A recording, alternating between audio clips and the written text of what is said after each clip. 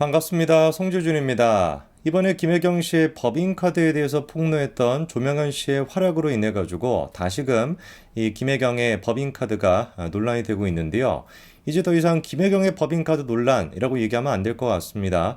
이재명, 김혜경 부부 카드깡이라고 얘기하는 게 맞을 것 같아요. 정말 조명현 씨가 큰일을 했죠.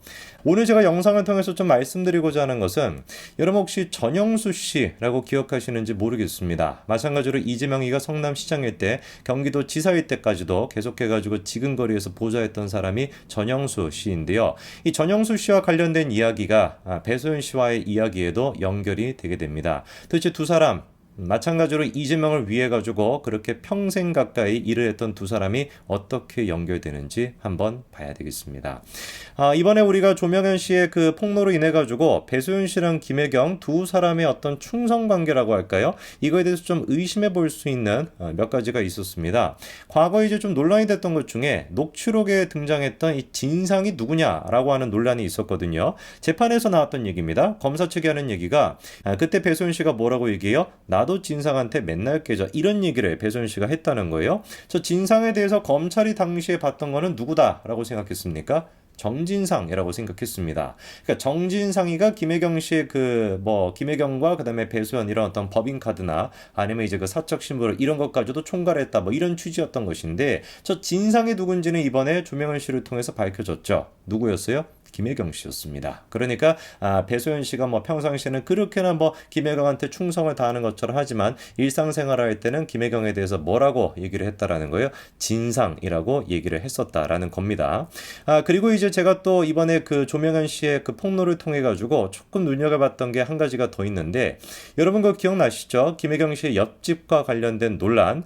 옆집이 이른바 이제 그 초밥 10인분의 미스테리라고 불리면서 이게 이제 선거 캠프로 쓰이지 않았을까라고 하는 논란이 있었습니다. 저것도 굉장히 심각한 문제예요. 근데 일단 저거는 경찰 수사선에서 내서 종결로 끝났거든요.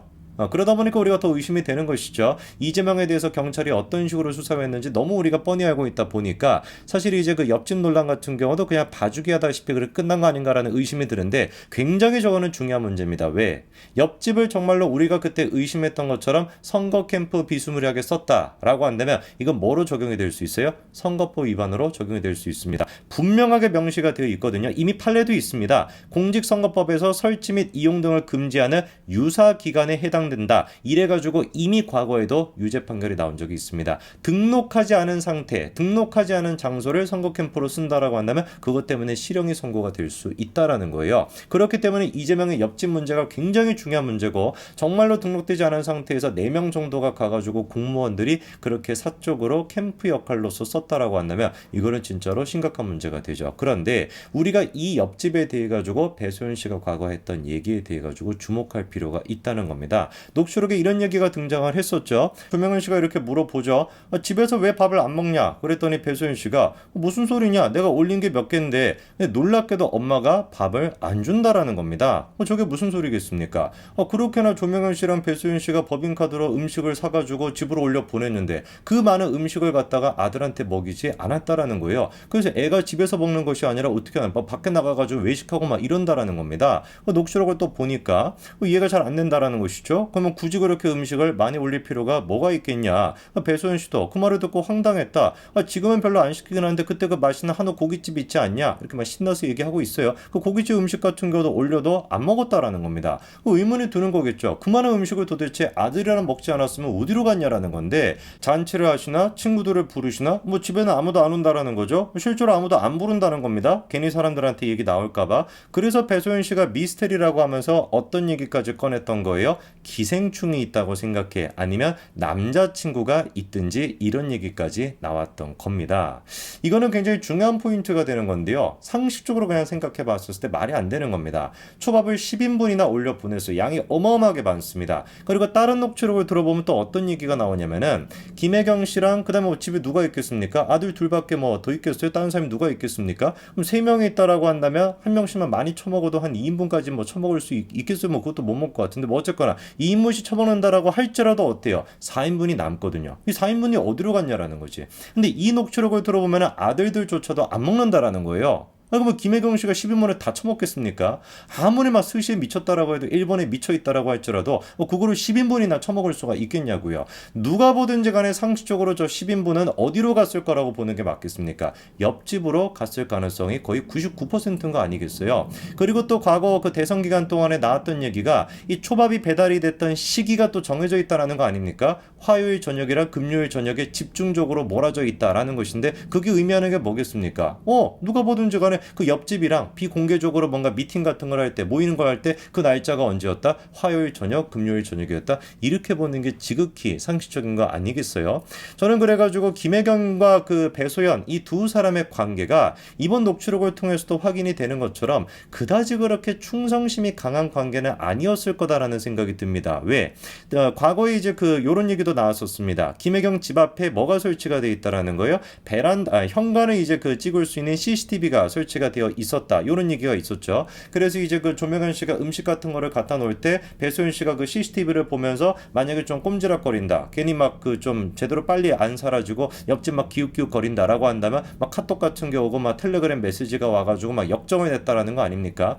저것도 의미하는 게 뭐겠습니까? 그 배소연이조차도 그렇게 CCTV를 통해 가지고 옆집에 누가 오는지를 감시했던 배소연이조차 한테도 김혜경이가 뭐를 안 알렸다라는 거예요. 옆집의 존재에 대해서 알려주지 않았다라는 것이죠. 앞에 그 현관만 감시하는 역할만 시키지 그 집 안에서 무슨 일이 일어나는지에 대해서는 배소연이한테도 공유를 안 했다라는 겁니다. 그만큼이나 옆집이 어떤 거예요? 미스테리에 쌓여있나요? 그래서 배소연이가 기생충이 있냐? 남자친구가 있냐? 이런 얘기까지 한 거 아니겠습니까? 애당초 그리고 GH가 전세 계약했던 옆집 그거를 부동산에 내놨던 사람도 배소연 씨였거든요. 근데 그 배소연 씨조차도 자기가 부동산에 내놨는데 옆집에서 무슨 일이 일어나는지 모른다? 이거는 철저하게 김혜경과 이재명이가 그 배소연이한테도 이 옆집의 존재를 안 될 만큼 어마어마한 일이 벌어지고 있었다라고 밖에 볼 수가 없는 것이죠. 여기서 우리가 또 주목해봐야 되는 게 그 옆집 그 이제 그 공사가 이제 GH 경기공사 아닙니까? 계약을 했던 그 경기공사의 사장이었던 사람이 바로 이현욱이라고 하는 사람인데 이 사람이 또 리틀 이재명이라고 불릴 정도로 어마어마하게 이재명의 측근인 사람입니다. 근데 지가 주장했던 건 뭐였어요? 아파트 이름도 내가 보고 알았다. 옆집이 이재명의 집인 것도 전혀 몰랐다. 이런 식으로 이제 얘기를 했었죠. 근데 나왔던 얘기는 뭐였습니까? 뭔 소리냐? 당신이 직접 지목해가지고 계약했던 거 아니냐? 이런 얘기까지 나왔습니다. 그리고 상식적으로 생각해 봤었을 때 이현욱을 GH 사장으로 임명했던 사람이 사실상 이재명인 것인데 그 이재명이 그 옆집에 있다는 걸 모른다는 게 말이나 되겠습니까? 그리고 이현욱이 이게 철저히 거짓말이다. 알 수밖에 없었다는 걸 보여주는 게 뭐냐면은요.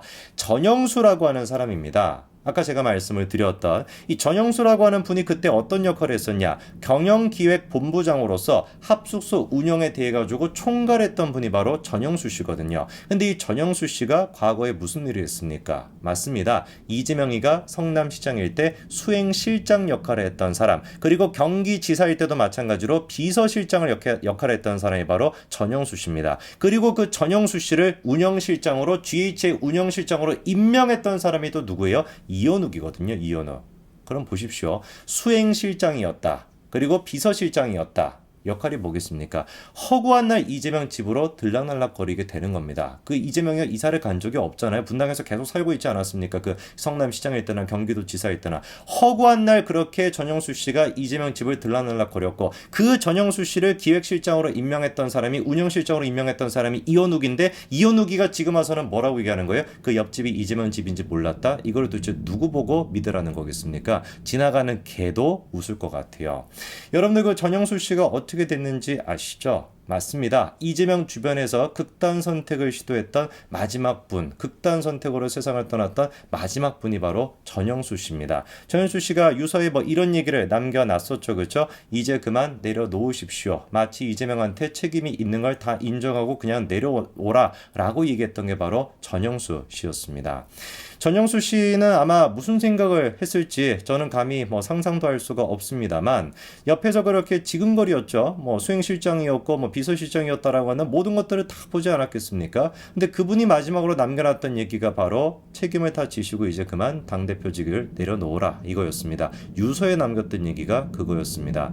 전영수 씨의 그 억울함, 모든 것들을 뭔가 책임지지 않고 자기만 책임을 져야 될 것 같은 그 억울함을 위해서라도 반드시 우리가 옆집 문제에 대해서 낱낱이 밝혀내야 될 겁니다. 이현욱이 같은 경우는 아직도 재판 결과가 안 나오고 있는 상태이고, 그리고 그냥 경찰선에서 이 옆집 문제 같은 경우는 불송치로 끝났지만 저는 100% 확신합니다. 어떤 측면으로 보든지 간에 옆집은 분명히 선거가 됐거나 아니면 우리가 생각하는 것 이상으로 비상식적으로 쓰였을 가능성이 99%에 가깝다라고 봅니다. 반드시 이 부분에 대해서 검찰이 재수사를 하고 전영수 씨의 억울함도 풀어줄 수 있어야 될 겁니다. 여기까지 말씀드리겠습니다. 감사합니다.